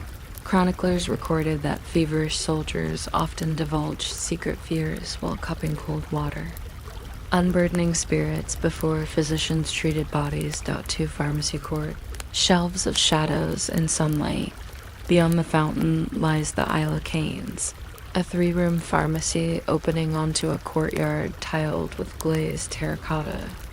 The first room houses tall walnut cupboards pierced with lattice doors. Within, ceramic jars glimmer blue-white under lattice-filtered light. Each jar's belly carries manganese calligraphy naming its contents: myricilin, saffron salve, Daggett gay masi, cuttlefish bone powder, lavanta caribou, lavender syrup. On the highest shelf stand amphorae of adder rose distillate sealed with beeswax. Records reveal the rose oil doubled as antiseptic and court perfume, a duality mirrored. Across palace life, a central table supports copper mortar of various diameters. Their pestles, flattened on one end, served as impromptu tuning forks. Physicians struck them to gauge metal fatigue, a cracked note hinted at impurities. This acoustic quality became tool. Students learning pharmacology memorized ingredient ratios by rhythmic pestle sequences. A marginal note in a 1713 training manual instructs, for cough tonic, beat 353 on mortar. Thus the ear recalls where the eye might err. 3. The herbarium, geometry in green and gold. A covered walkway paved in terracotta leads to the herbal garden. Raised beds form interlocking hexagons, a plan attributed to chief architect Senans. Lesser-known protege David Aka, geometry here is not aesthetic flourish. Hexagons align with prevailing wind paths, ensuring even diffusion of volatile oils during harvest. Plants appear arranged by hue. Deep indigo borage borders pale chamomile. Silver sage knots next to ruby stem sorrel. Gardeners kept strict. Bloom calendars, anise and marjoram harvested just after Fajr prayer, hyssop at midday. Damask grows precisely 1 hour before sunset to maximize oil yield. Metal identification tags pierce soil on their backsides. Needle-thin lines tally last. Rainfall, dew duration, and moon phase analog data logs. One tag by a lavender bush bears a scratch. Year of comet tail fragrance stronger. Astronomical meteorological cross-pollination defined. Ottoman pharmacognosy long before modern PHENOLOGY. Four steam chambers of the marble ward. Architecture of breath. North of the herbarium rises a domed pavilion roof of dull lead, walls of creamy limestone. This is the Murmurs, the marble ward, a hybrid of bathhouse and recovery suite. Patients with joint afflictions soaked in. Tepid pools where ground rose petal powder floated on the surface like coral flecks. Steam vents under the floor carried heat from subterranean hypocausts, whose flues diverged into radial channels to equalize temperature. The ceiling's oculus, shielded by jasper lattice, diffused morning beams into soft cones. Physicians timed certain raps and poultices to those light windows, believing the first sunbeam held unique restorative force. On a wall niche, a slate tablet lists water temperature readings, Arabic numerals beside tiny hieroglyphic sun icons. Historians deduce that before mercury thermometers, attendants calibrated heat by dissolving measured salt beads. Dissolution time formed a rudimentary thermometer. A footnote chalked under one column reads, "Salt beads thicker in winter. Adjust counts." Empirical method by necessity. 5 Anatomy Theater. Lessons in ivory and ink. Adjoining the marble ward, an octagonal lecture hall hosts tiered wooden seats encircling a waist-high marble table. No actual dissections occurred here, Islamic. Jurists discouraged anatomical violations, yet wax models and ivory skeletons substituted. 2 such relics remain: a half-size skeleton assembled from camel bone, joints wired with silk. Beside it, a beeswax liver painted vermilion, inset with silver pins mapping bile ducts. Students practice teshri eye, Epser eye dissection on ox eyes bought from the bazaar at dawn. Diaries stored in the palace library describe experiments, where saffron tincture injected into optic nerve simulates blood vessels. The ocular lens, once removed, doubled as a magnifier assessing skin lesions, a circulating metaphor. Study of sight improves sight. On the lecture hall wall hangs a framed Page from Sabanchakla's Sarahaidal Haniai, its margins annotated in Greek and Armenian, testimony to multilingual pedagogy. A line under the cautery chapter states, "Never cauterize where rosewater can heal." Medicine and fragrance again intertwined. 6 Amaret Hall, diplomacy served in bowls doth no healing without nourishment. South of the pharmacy we enter the Amaret, a vaulted soup kitchen feeding patients, staff, and sometimes the city poor on Fridays. Cauldrons ride masonry hearths that breathe through subterranean. Draft tunnels, same engineering lineage as palace kitchens visited on our earliest. Night. A hanging plank menu lists 3 standard broths, barley lamb, chickpea mint, and rice rosewater, the latter reserved for convalescents. Rosewater broth may puzzle modern palates, yet palace physicians touted its mucilage content. Copper. Ladles bear punched numerals controlling portion-size proto-nutrition regulation. A 1690 edict posted on the wall caps saffron usage to 1 dram per cauldron during shortage years, redirecting spice to textile workshops. Economic shapes diet. A long cedar table holds ceramic bowls glazed in 12 distinct colors. Each glaze corresponds to a patient category. Blue for janissaries, green for gardeners, coral for harem attendants. Such coatings streamline distribution and minimize queue disputes. An elderly janitor recounts oral folklore. Drop the wrong bowl color, kitchen clatter louder than cannon. 7 tulip treated table, politics and petals, a narrow corridor.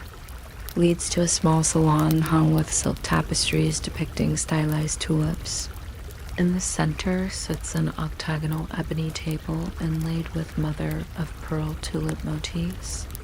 This space hosted discreet diplomatic teas during the so-called tulip era. Male Davry, when Ottoman ambassadors negotiated with European envoys over bulb exports. Garden design exchanges, and occasionally ceasefires. Minutes from an April 1725 meeting between Grand Vizier Nevaverli Dalma Ibrahim and French attach. Marquis de Balnac rest under glass. Written in Ottoman Turkish and French, the record outlines shipments of 120000 Akim lilac bulbs in exchange for 50 Lyonnais weaving looms. The side note reads, loom crates to pass through customs as iron tulips poetic. Subterfuge. Botanical diplomacy extended to culinary tables. The Amaret cook invented Lyle Wilkamu tulip, flavored Turkish delight served during treaty signings. A porcelain box once holding such confections sits beside the minutes. Its inside stained faint magenta, a sugary echo of geopolitics. 8 evening light at the Uzun Kesme, the long fountain. Respite. Our tour loops back outside to the garden's eastern perimeter where the Uzun Kesme, a 40-meter long marble trough, parallels a plane tree avenue. Originally a cooling channel for hospital drainage, it evolved into a strolling path for physicians who believed walking beside running water sharpened diagnostic clarity. Copper ladles hang on hooks. Doctors dipped them, sipped, and debated. Pulse theory while reflecting sky between ripples. On the basin's rim, a barely legible verso incised. When mind tires, water edits thought. In dimming light, the basin mirrors plain leaves fluttering gold. Modern gardeners maintain a recirculating pump.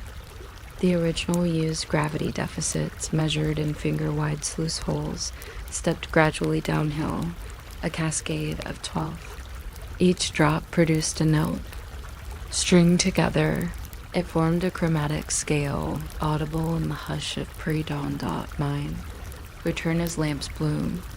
The sun slips behind Galata. Palace windows ignite with lamplight. Haseki's gardens exhale cooled rose, lavender, chamomile. We trace our way back to the third court. Torches sway under archways where council scribes once hustled charters to imperial divan hall. Somewhere behind us, cauldron lids clang shut. In the herbarium, bell jars enclose their last warmth. We cross the courtyard flagstones, now remembering each site visited. Fountain whispers, turmeric ledgers, telescope ticks. With daylight gone, the palace reclaims its nocturnal hum.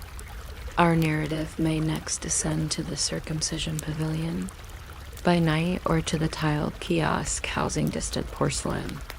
Either way, the axis of scent and time continues to spin under domes and stars. A Night at Topkapı, Chapter 10, The Tiled Kiosk, and Menagerie of Porcelain Echoes, clouds that spent the afternoon flirting with the princes. Islands have drifted inland and burst just after dusk, rinsing Istanbul's air until even torch flames gleam like newly minted gold. The rain passes quickly, leaving the palace courtyards lacquered and reflective. Domes double themselves in shallow puddles, and the cypress trunks appear twice as tall. Our path this evening bends away from hospitals and treaty tables toward one of Topkapı's most quietly spectacular outbuildings, the sinewy KKK tiled kiosk and its neighboring porcelain vault, together forming a hidden exhibition of empire-wide aesthetics compressed into meters of clay and glaze. One approach. Through the petrichor arcade dot from the third court, we follow a colonnade where petrichor still steams from sandstone joints. Brass lanterns mounted under each arch reflect turquoise green after rain, their glass panes tinted to complement the kiosk's famous tiles. On the arcade's base course, small marble plaques carry the emblem of Sultan Mehmed II, who ordered the kiosk in 1472 after his conquest of Constantinople. Each plaque lists the name of a provincial kale whose craftsmen contributed tiles: Ayzenik, Kütahya, Tabriz, and a lesser-known but equally vital Kanakkale. As we near the pavilion, a shallow pool stands before the facade. The water, still rippling from recent rainfall, mirrors the building's tessellated skin. Triangles of cobalt, emerald, and snow-white faience merge into deformed lattice on the pool's surface geometry gone impressionist. In Mem's time, poets likened this reflection to a prayer rug floating on water, held taut by theological surface tension. 2, the facade geometry frozen in fire. The kiosk's facade rises 2 stories, fronted by a triple arcade of Persian-inspired pointed arches. Between the arches, spandrels glitter under torchlight. Each bears a star polygon motif nested within another, the smallest merely a thumb's width. Conservation records reveal artisans laid over 55,000 individual tiles, each numbered in lamp black ink, then assembled like a celestial jigsaw. A modern ultraviolet scan showed faint guidelines connecting centers of stars, grids erased after firing, yet ghosting under certain humidity. A band of calligraphy travels just below the eaves. Quranic verses praising the pursuit of knowledge. Tiles composing the script were produced with a technique known as luster, a metallic glaze that changes from copper to violet depending on angle. When torches sway, the letters ripple like molten bronze. Compelling viewers to shift posture learning literally demands movement. 3. The marble threshold acoustics of entry. Stepping across the marble sill, we encounter an acoustic phenomenon. A double echo, one immediate, one delayed by a heartbeat. Architects achieve this by hollowing cavities behind the entry's flanking pilasters. Air pockets act as echo cauldrons. Guides historically clapped once to demonstrate. Petitioners took cue, modulating voices so another echo boomed shamefully. Tonight we refrain, preserving the hushed interior floors, alternate porphyry and white marble octagons. Joints filled with teak strips rather than mortar allow micro-expansion. Under seasonal humidity 5 centuries old climate control. The walls rise 2 stories into a domed ceiling whose apex features a gilt sunburst rosette. Light from standing candelabra climbs the dome in wavering scrolls, momentarily illuminating 8 painted zodiac signs, Aries through Scorpio, arranged in Seljuk calligraphic style. Curators believe the remaining 4 signs, once adorned, removable. Wooden panels lost during the Tulip era Riots. 4, Showcase 1. The blue and white corridor dot an archway leads to a long room where the display begins with early 15th century blue and white ware from Eisnick's proliterate period. Plates rest on ebony easels under diffused light, their designs dominated by cobalt arabesques, swirling around abstract clouds, chi motifs imported from Ming China via Silk Road traders. Ottoman potters transpose dragons into stylized grapevines to satisfy aniconic preferences yet retain the kinetic swirl. A highlight piece, the Sakti plate, cobalt on milky quartz slip depicting paired ribbons chasing a lotus rosette. A marginal label notes glaze contains 10 oxide traces, indicating experimentation preceding the full adoption of kini footwear. Behind the plate, a diagram compares X-ray fluorescence mapping of cobalt hotspots. The distribution resembles a night sky. Artisans, knowingly or not, immortalize cosmic dust in glaze, forging a porcelain astronomy. 5 Showcase 2. Polychrome bloom, the age of tulips and carnations. Further down, an alcove explodes in color. Polychrome era vessels dating 5016-20 line alcove shelves. Here, Eisnick masters added iron, copper, and manganese to reach coral reds and sage greens. The famous tulip dish of 1581 occupies center stage, a field of white broken by a single red tulip leaning east. That asymmetry influenced textile motifs and court garden designs. In diplomatic circles, replicas served as prestige gifts outranking silver. Next to the dish, a tall ewer painted with saz leaves and sage and black stands 60 centimeters high. A 16th century inventory lists it under ewer for sherbet of Coronation Day. Its spout ends in a stylized dragon mouth. During celebrations, sherbet poured from the dragon, symbolizing sultanate quenching with sweetness rather than fire. 6 workshop bay-kill coats in glaze. Notebooks. A discreet door reveals the former. Yusta Master Studio. Against rear wall, a half-scale 19th century reconstruction of an Eisnick kiln stands cool but intact. Its double-chamber design allowed reduction firing in lower hearth, while oxidized air vented above, intensifying. Reds. Clay shards litter a table. Test tiles glazed half blue, half unglazed, each marked with kill codes like a 319 R-code ledger explains. A 3/3 stack quadrant. 19 minutes at reduction hold. R. Recorded by Master Rustem. Dust-jacketed ledgers rest in glass case. One open page shows flowchart arrows. Add silica tender hem gives test for crawling. If yes, re-wet surface. If no, add camelbone ash. Early scientific method etched in Ottoman Turkish script. Bridging craft and experiment. 7 porcelain. Vault. Secrets beneath cedar hatch. Down a tight stair. Cedar steps carry us to the porcelain vault. Custodians limit humidity with cedar slats and charcoal pans. The vault's star attraction. Yuan Dynasty Dragon Bowl gifted by Ming envoy Zheng He's heirs. Reserved for serving quince jam at Nowruz banquets. Ottoman potters reversed engineered its recipe but never replicated the luminous jade undertone. Beside it rest celadon dishes from Goryeo, Korea, prized not for color but alleged crackle that sang when hot sherbet cooled. Shelves on western wall contain 18th century Meissen plates ordered during tulip era, each overwritten by Ottoman. Painter with tulip scrolls palace taste subsuming European porcelain, not vice versa. These hybrid pieces became diplomatic currency in Hanover and Dresden. 8. Exit to the moonlit loggia, porcelain in the breeze. Ascending back to ground floor, we exit through loggia onto a narrow balcony.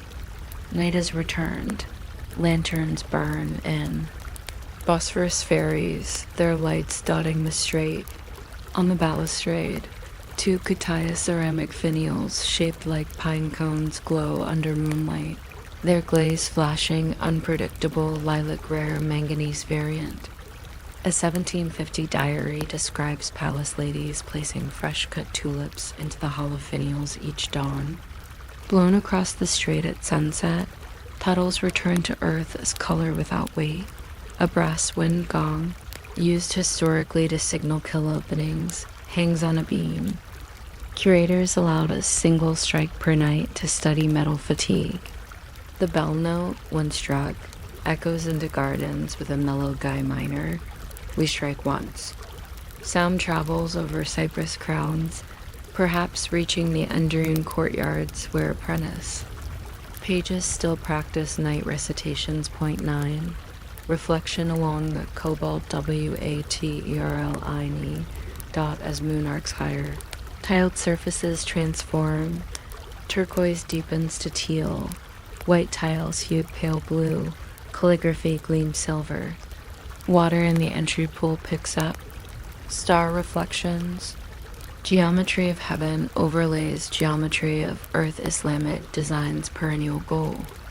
In the hush, the kiosk feels like a tuning fork waiting to vibrate at cosmic frequency. We step back toward Palace Core, passing again the Petrichor arcade, now bone dry.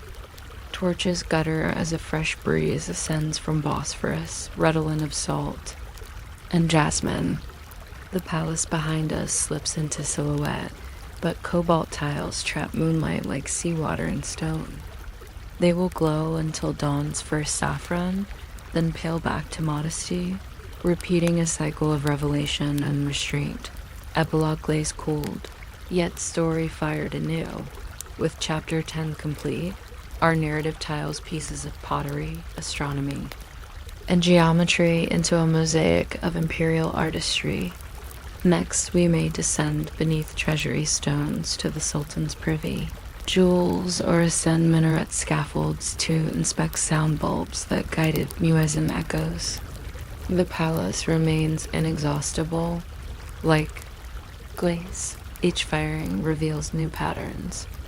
Until the next reveal, let the cobalt dusk settle in memory, a porcelain echo of empire. A dawn at Topkapı, Chapter 11. The privy treasury and the farewell courtyard.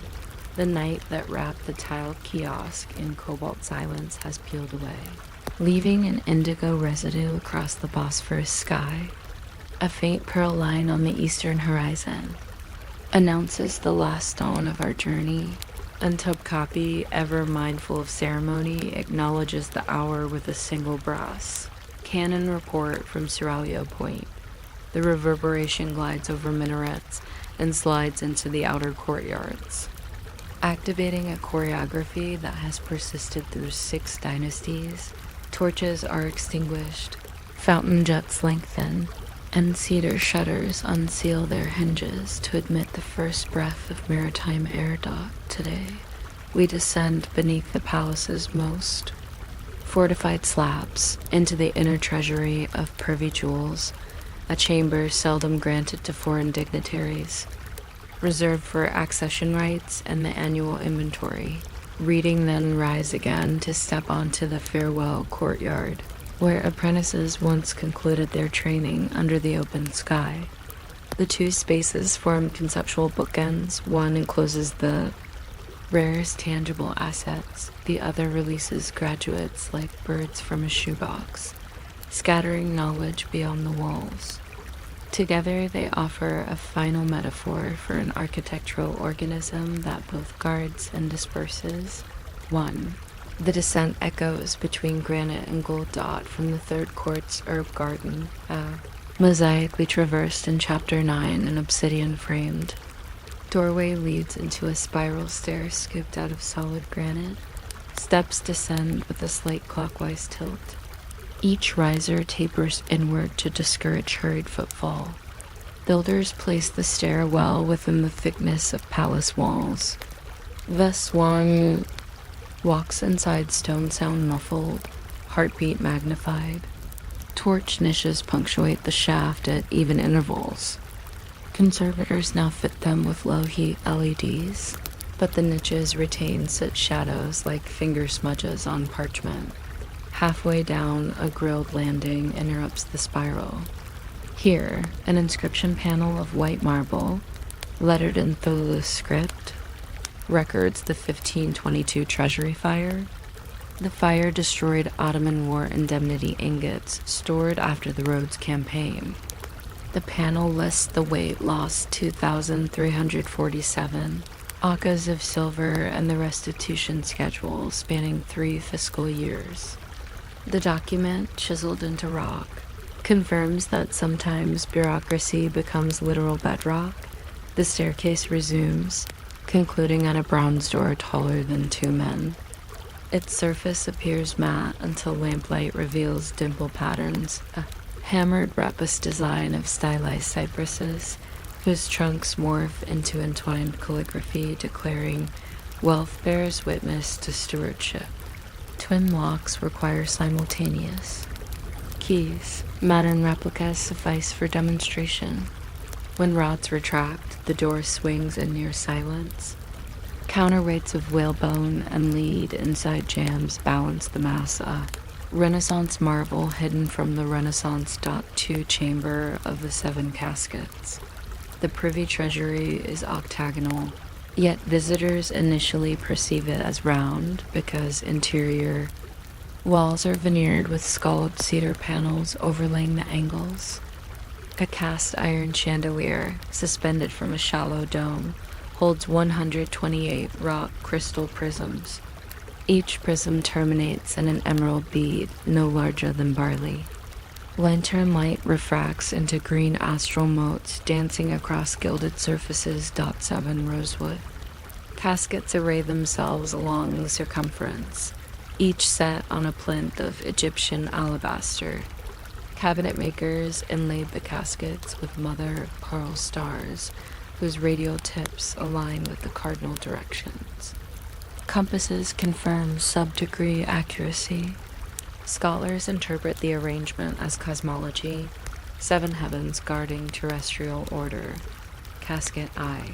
The emerald CODEX dot inside the first chest lies an accordion fold manuscript bound in hammered gold. Covers. Pages of dyed vellum chart emerald mines from the eastern desert of Egypt. Cartographic glyphs overlay bedrock strata, annotated in Arabic and Coptic numerals. A marginalia line in Ottoman Turkish adds yield estimates in dirham units. The codex also contains 4 emerald slivers mounted on vellum squares, thin sections prepared for mineralogical study under early water lenses. Even the jewels became data. Casket 2, the lightning throne finial. The second chest holds a gilded silver finial, shaped like a tulip budding lightning bolts. It once crowned the throne of Selim I, but was retired after repeated complaints that its reflective facets dazzled scribes taking minutes. Jewelers inset its petals with 600 rose-cut diamonds arranged in Fibonacci spirals. Radiocarbon tests on the cedar base date the finial to 1527, 2 years before Piri Reis completed the second world map, suggesting an aesthetic zeitgeist valuing mathematical curvatures. Casket 3. The pearl AS to RLABE. Third sits a brass astrolabe. encased in felt. Its reedy is studded with 32 natural pearls marking major stars. Epicycle arms rotate on ruby bearings. The edge inscription cites astronomer Taki Alden and notes instrument calibrated at latitude. 41N with a time error under 9 seconds, an accuracy consistent with star transit logs we inspected in Chapter 8. Casket 4. The inkwell of midnight sapphires. Fourth chest houses an ebony inkwell whose lid bears 8 cabochon sapphires half hidden under filigree arabesques. Court legend asserts that Sultan signed the 1540 Franco-Ottoman capitulations with ink syndicated from this well. Chemical analysis of residual ink indicates iron gall with traces of orpiment, an uncommon additive that imparts slight golden sheen on parchment. A curatorial note states the effect served to deter forgery. Counterfeiters lacked access to orpiment reserves tightly controlled by the treasury. Casket V, the Lagrange. Crystal Casket 5 protects a flawless quartz sphere, 12 centimeters across, mounted on a silver ring engraved with latitude-longitude lines. A side engraving reads, Seted Rakim Hizabi, new numerical. Calculus, an allusion to mathematician Lagrange's tables translated during Selim III's reform period. The sphere acted as a refracting lens for solar observation. Attempts to focus sunlight reportedly scarred an oak writing desk, leaving char patterns still visible in a storeroom. Casket 6, the crimson standard tassel dot in the 6th chess, slumbers a tassel of crimson silk ending in a cluster of spinels. This tassel once hung from the polearm of the sacred banner of the prophet, a relic unfurled only in dire war. The spinels, though less valued than rubies, carry an inner glow nicknamed Lao Atezi pomegranate fire. Textile conservators measured fiber diameter 14 microns, finer than many modern silks, spun in bursa using mulberry leaves fertilized with rosewater residue, according to an agrarian treatise affixed under the lid. Casket 7, the ledger of vanished ingots, the final. Chest departs from ornament. It contains a calf skin ledger. Pages enumerate gold ingots allocated for projects that never materialized, fortresses canceled after treaties, palaces redesigned mid-construction, canal plans shelved due to cost. Each line lists weight, assay stamp, and line item returned. To Privy Treasury. Scribbles indicate interest accrued while ingots sat idle, effectively turning stasis into yield. The ledger stands as testament. Even in treasure rooms, figures rule glitter point 3, guard screen, and the 6 word. Oath dot at the chamber's center, a bronze grating encloses an area the size of a study desk. This was the guard station for the Hazinedar, the chief treasurer assigned to sleep adjacent, figuratively. No bed here during auditing week. Above the grating, a silver plaque carries the 6 word oath he repeated at shift change. Gold stays silent, so must I. Court chroniclers. Note any conversation inside the treasury required triple entry in logs, topic, duration, and witness signature. Silence thus became fiscal policy. 4 ascent, spiral into first light. We ascend the granite stair again, emerging into the Perdon courtyard where the first azan unfurls from Hagia Sophia. Cool air drapes over shoulders. Cypress boughs sway. Treasury secrets remain below, but marble flagstones above echo the same heartbeat of stewardship. 5, the farewell courtyard. Arc of apprentices, north of the 3rd court. Just beyond the gate of Felicity lies a rectangular lawn bordered by humble porticos, the farewell courtyard, where Endrune apprentices receive diplomas folded decree scrolls, sealed with a silver coin before assignment to provincial posts. The ceremony unfolded at dawn. Head tutors lined the portico, each holding an astrolabe, book, or bow symbolizing specialization.